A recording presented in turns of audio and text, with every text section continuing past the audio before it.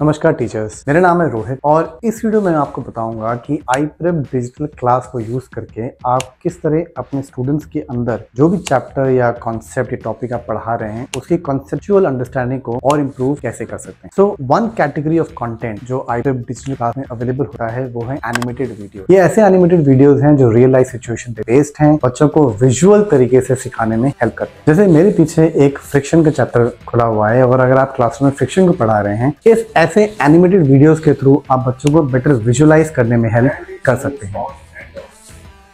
जब बच्चे कॉन्सेप्ट को विजुअलाइज करते हैं so they are also able to relate कि हाँ उन्होंने रियल लाइफ में भी ऐसा कुछ कॉन्सेप्ट कहीं देखा है होते हुए, और वो बेटर अंडरस्टैंड करते हैं, इंफॉर्मेशन को बेटर रिटेन करते हैं और ज्यादा दिनों तक, ज्यादा देर तक उसे याद करते हैं क्योंकि उसे वो बेटर समझ में आ पाता है। iPrep डिजिटल क्लास में सिमुलेशन करके एक कंटेंट कैटेगरी है जो कि बहुत ही इंप्रेसिव है और बहुत ही यूजफुल है। अगर आपको क्लासरूम में बच्चों को ये दिखाना है कि रियल लाइफ में, अगेन मैं रियल लाइफ बार बार बोल रहा हूँ, रियल लाइफ में अगर आप स्टूडेंट्स को दिखाना चाहते हैं कि वो कॉन्सेप्ट एक्चुअली में कैसे एप्लीकेबल है तो आप सिमुलेशन कंटेंट कैटेगरी का यूज कर सकते हैं। Let me show you how.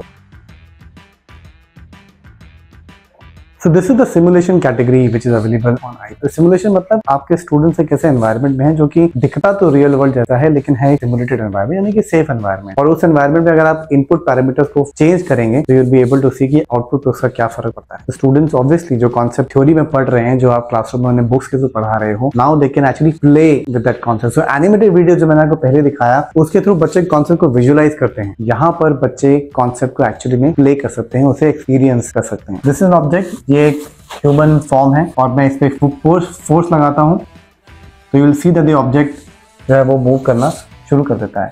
अगर हम फ्रिक्शन को बढ़ाएं और दोबारा फोर्स लगाएं तो आप देखिएगा कि ऑब्जेक्ट को मूव करने के लिए मुझे अब ज़्यादा फोर्स लगानी पड़ रही है।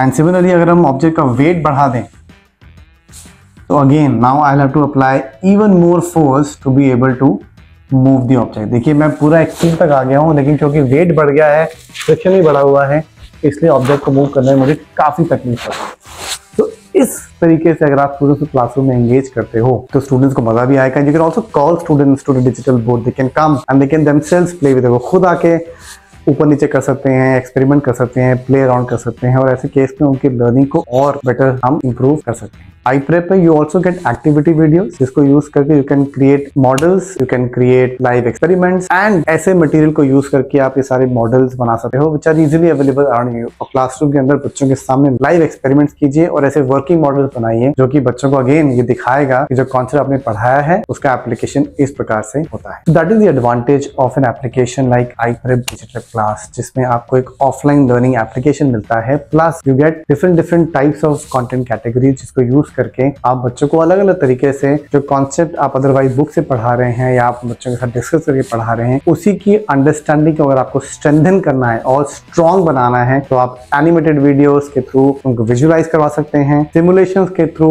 उनको एक्सपीरियंस करवा सकते हैं, प्ले करवा सकते हैं और एक्टिविटी वीडियोस के थ्रू वो ऐसे मॉडल्स बना सकते हैं जो कि रियल वर्ल्ड को रेप्लिकेट करें। So make use of iPrep और अपने स्टूडेंट्स के अंडरस्टैंडिंग को और इंप्रूव करते जाइए। Thank you.